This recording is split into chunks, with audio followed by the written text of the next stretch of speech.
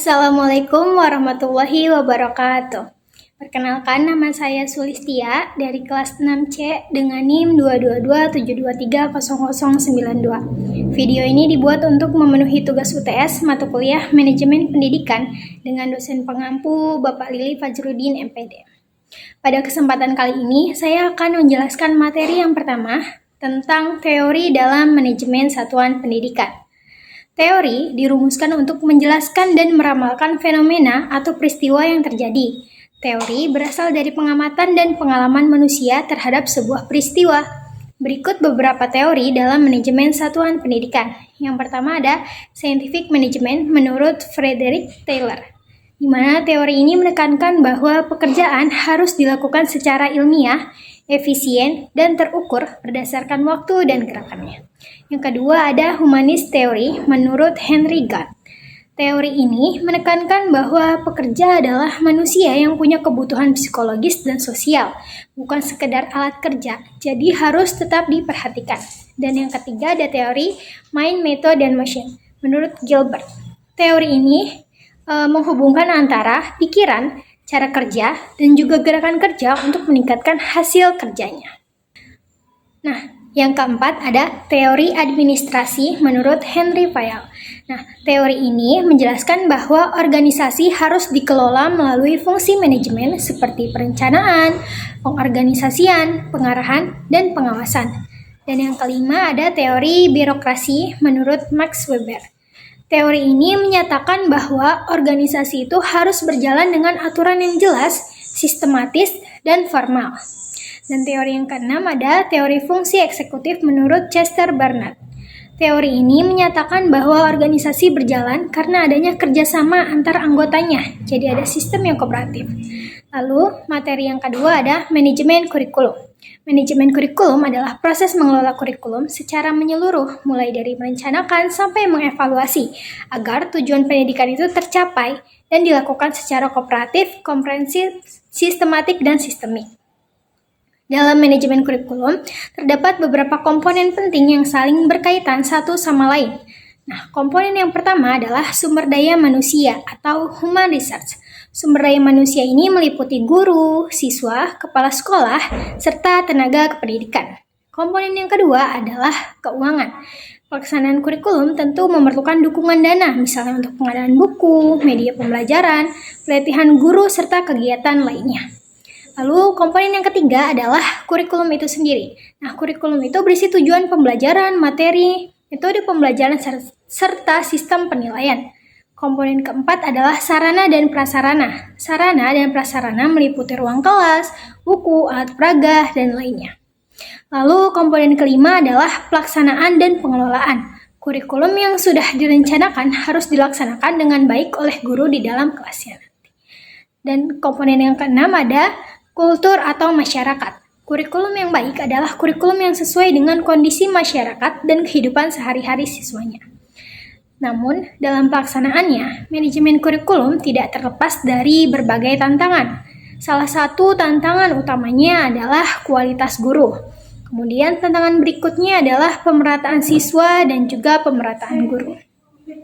Nah, dalam manajemen kurikulum juga menyesuaikan dengan standar nasional pendidikan. Di antaranya yaitu yang pertama ada standar kompetensi lulusan, yang kedua standar isi, yang ketiga standar proses, yang keempat standar penilaian pendidikan, yang kelima standar tenaga kependidikan, yang keenam standar sarana dan prasarana, yang ketujuh standar pengelolaan, dan yang kedelapan standar pembiayaan.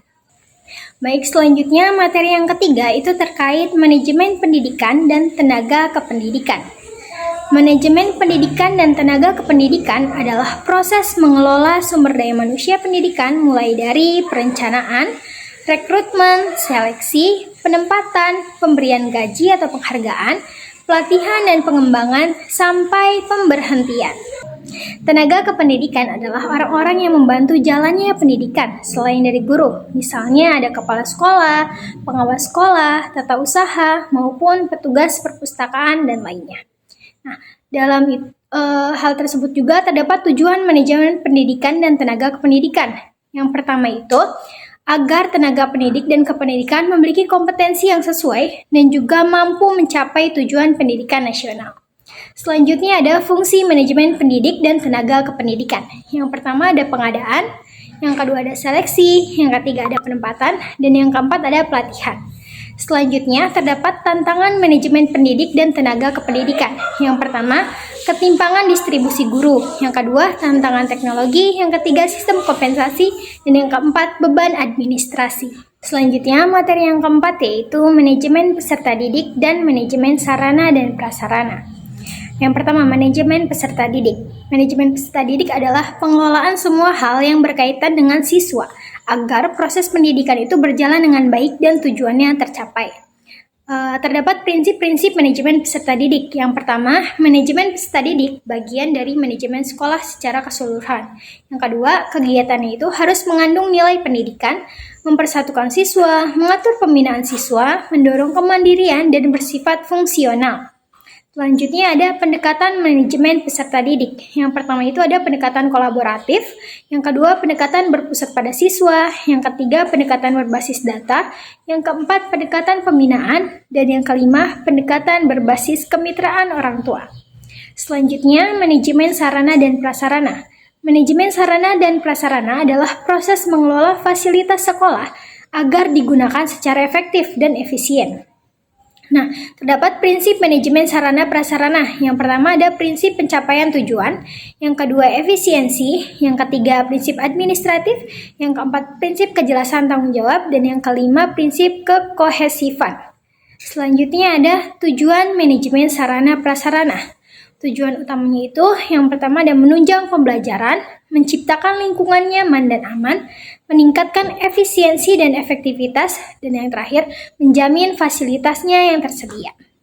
Selanjutnya ada pengelolaan sarana dan prasarananya. Yang pertama itu dari segi perencanaan, yang kedua pengadaan, dan yang ketiga adalah pemeliharaan dan penyimpanan. Baik, materi yang terakhir yaitu ada materi manajemen keuangan pendidikan. Manajemen keuangan pendidikan atau disebut juga pembiayaan pendidikan adalah sejumlah kegiatan yang berhubungan dengan pengadaan, pemanfaatan, dan pertanggungjawaban keuangan dengan harapan tercapainya tujuan pendidikan secara efektif dan efisien. Nah, ruang lingkup dari manajemen pendidikan yang pertama ada perencanaan anggaran, yang kedua ada pembukuan, yang ketiga ada pemeriksaan, dan yang keempat ada pertanggungjawaban. Sumber-sumber keuangan pendidikan itu berasal dari pemerintah, orang tua peserta didik, masyarakat, dana dari alumni, dana dari peserta kegiatan, kemudian ada kegiatan kewirausahaan dan juga bisa berupa dari wakaf. Lanjut, ada prinsip dari manajemen keuangan. Yang pertama itu transparansi, yang kedua akuntabilitas, yang ketiga efektivitas, yang keempat keadilan, dan yang kelima efisiensi.